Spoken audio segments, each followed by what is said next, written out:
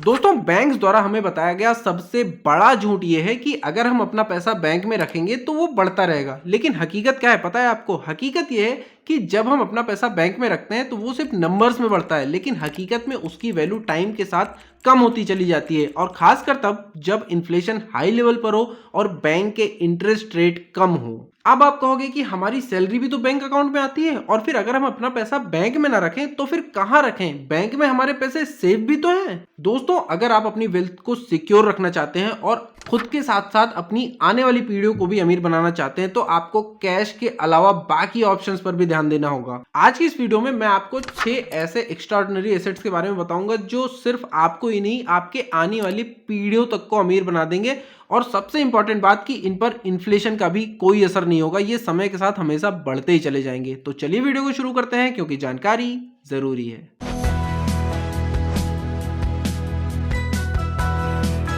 सबसे पहला एसेट जो है वो है गॉड्स मनी। दोस्तों दुनिया भर में कई सारी कंट्रीज में ऐसी गवर्नमेंट हैं जो अपने लॉसेस को रिकवर करने के लिए ढेर सारे पैसे छाप देती हैं, और ऐसे में क्या होता है, महंगाई बढ़ जाती है और आपके पैसों की वैल्यू कम हो जाती है। इसलिए जो अमीर लोग होते हैं ना, वो अपने कमाई का, अपनी वेल्थ का एक हिस्सा जो है वो प्रीसियस मेटल्स में, जैसे कि गोल्ड हो गया, चांदी हो गया, सिल्वर हो गया, या फिर जो और प्रीसियस मेटल्स हैं उनको खरीद के रखते हैं, उनमें इन्वेस्ट करके रखते हैं। जरा सोचिए, सन 1964 में 10 ग्राम सोने का प्राइस 63 रुपए 25 पैसे था। सोचिए अगर उस समय आपने सिर्फ 6,325 रुपए का सोना लिया होता तो आज वो 75 लाख रुपए का हो गया होता। यानी कि तब से लेके आज तक पैसों की वैल्यू तो घटी है, यानी कि जो आपके नोट हैं, जो पैसे चलते हैं, उनकी वैल्यू तो कम हुई है इन्फ्लेशन की वजह से, लेकिन ये जो मेटल है इनकी वैल्यू लगातार बढ़ती गई है और आने वाले सालों में ये और बढ़ती ही जाएगी, और शायद इसीलिए इसको गॉड्स मनी कहते हैं। Number 2, industrial raw material. दोस्तों जो मेटल्स होते हैं ना, वो सिर्फ रेयर होने की वजह से ही नहीं, इसके इंडस्ट्रियल यूज की वजह से भी इंपॉर्टेंट होते हैं। जैसे चांदी का यूज इलेक्ट्रॉनिक्स आइटम्स बनाने में, मेडिकल इक्विपमेंट्स बनाने में और न्यूक्लियर रिएक्टर में होता है। ठीक वैसे ही कोबाल्ट का यूज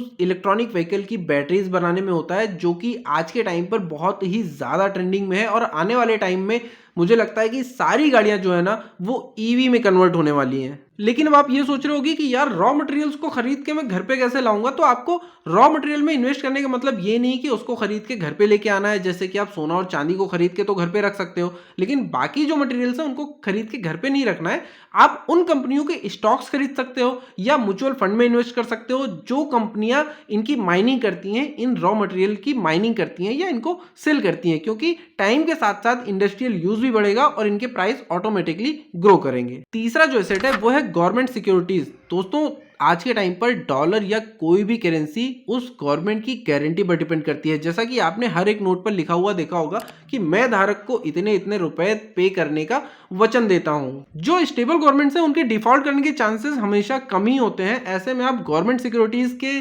ट्रेजरी बिल्स या बॉन्ड्स में इन्वेस्ट कर सकते हैं, और एक सबसे अच्छी बात यह है इनकी कि ये बैंकों से ज्यादा अच्छा रिटर्न देते हैं हमेशा। लेकिन अगर आप बांग्लादेश, पाकिस्तान या फिर अफगानिस्तान में रहते हैं तो अपनी सरकार पर थोड़ा सोच समझ कर भरोसा करिएगा। Number 4, stocks and mutual fund. दोस्तों स्टॉक्स में इन्वेस्ट करके आप बाकी सबसे ज्यादा अच्छे रिटर्न पाल सकते हैं, लेकिन स्टॉक्स में इन्वेस्ट करने के लिए एक प्रॉब्लम यह है कि इसमें आपको कंपनीज की, स्टॉक्स की पूरी रिसर्च करनी होती है। आपको पूरी नॉलेज होनी चाहिए कि कौन सी कंपनी कितनी ग्रो करने वाली है, उसके बाद कौन से प्रोजेक्ट चल रहे हैं, या फिर वो फ्यूचर में क्या काम करने वाली है। जैसे कि फॉर एग्जांपल अपन ले लेते हैं कि जो इलेक्ट्रॉनिक व्हीकल्स बनाने वाली कंपनियां हैं, आने वाले टाइम में सबको पता है कि इलेक्ट्रॉनिक व्हीकल बढ़ने वाले हैं और लगातार बढ़ रहे हैं, तो उनकी ग्रोथ करने के चांसेस ज़्यादा हैं। तो ऐसे करके बहुत सारी कंपनीज हैं जिनके पहले आपको रिसर्च करनी पड़ेगी। वो कंपनीज लोन पे तो नहीं चल रही हैं, उनके अंदर कोई डिस्प्यूट तो नहीं चल रहा है, या फिर वो अपने काम को मैनेज कर पा रही हैं या नहीं कर पा रही हैं,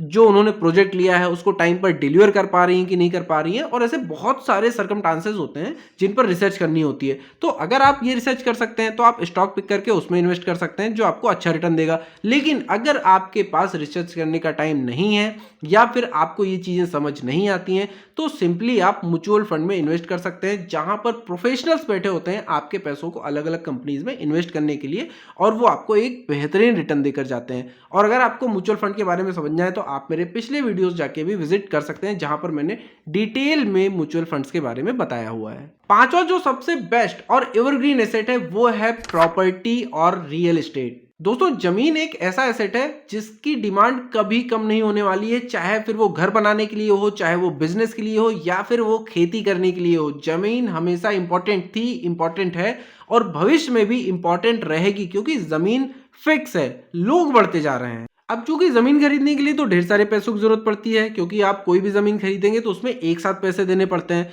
तो अगर आपके पास ढेर सारे पैसे नहीं है, आप एक छोटी सैलरी आप अर्न करते हैं और आप थोड़ा थोड़ा हर महीने इन्वेस्ट करना चाहते हैं, तो आप इनसे जुड़ी कंपनियों के स्टॉक्स या फिर म्यूचुअल फंड में हर महीने थोड़ा थोड़ा करके इन्वेस्ट कर सकते हैं, जो रियल एस्टेट या प्रॉपर्टी से जुड़े हुए हैं। इस पर रिसर्च करके तभी इन्वेस्ट कीजिएगा, अपने फाइनेंशियल एडवाइजर से सलाह लेकर। Number 6, collectibles, vintage car and rare arts. दोस्तों आज के टाइम पर जितनी भी रेयर चीजें हैं, चाहे वो मेटल हो, चाहे वो ह्यूमन मेड प्रोडक्ट हो, या फिर चाहे कोई आर्ट हो, समय के साथ साथ इनकी कीमत बढ़ती ही जाती है। जैसे विंटेज कार्स, लिमिटेड एडिशन घड़ियां, या फिर कोई आर्ट पेंटिंग, और ऐसी बहुत सारी चीजें भी हैं जो रेयर हैं इस दुनिया में। अगर आपको याद हो तो सन 2017 में लियोनार्डो दा विंची की एक पेंटिंग थी जिसका नाम सल्वाडोर मुंडी था। वो 450 मिलियन डॉलर में बिकी थी, यानी कि अगर उसको इंडियन रुपीस में कन्वर्ट करें तो 3800 करोड़ रुपए होते हैं। जरा सोचिए, उस पेंटिंग को बनाने के लिए सिर्फ एक ब्रश, कैनवास और पेंट लगा है, उसमें क्या खर्चा आया है? सिर्फ डिजाइन करने वाले का आर्ट। तो अगर आपके पास ऐसी चीजें हैं तो उन्हें संभाल के रखिए, और या फिर ऐसी चीजों में इन्वेस्ट करिए। दोस्तों इन 6 एसेट्स में से अगर आप किसी एक में इन्वेस्ट करके रखते हैं तो वो टाइम के साथ वैल्यू बढ़ती जाती है और उस पर रिसेशन का भी, इन्फ्लेशन का भी कोई असर नहीं पड़ता है, और आपके साथ साथ आपकी आने वाली पीढ़ियां भी अमीर हो जाती हैं। ये जानकारी आपको कैसे लगी कमेंट करके जरूर बताएं। कौन सा एसेट आपको सबसे अच्छा लगता है, या कौन सा एसेट आपको सबसे बेस्ट लगता है, या आपके दिमाग में इसके अलावा कोई और एसेट है तो कमेंट करके जरूर बताएं। फिर मिलते हैं एक नए वीडियो में, तब तक के लिए जय हिंद, जय भारत।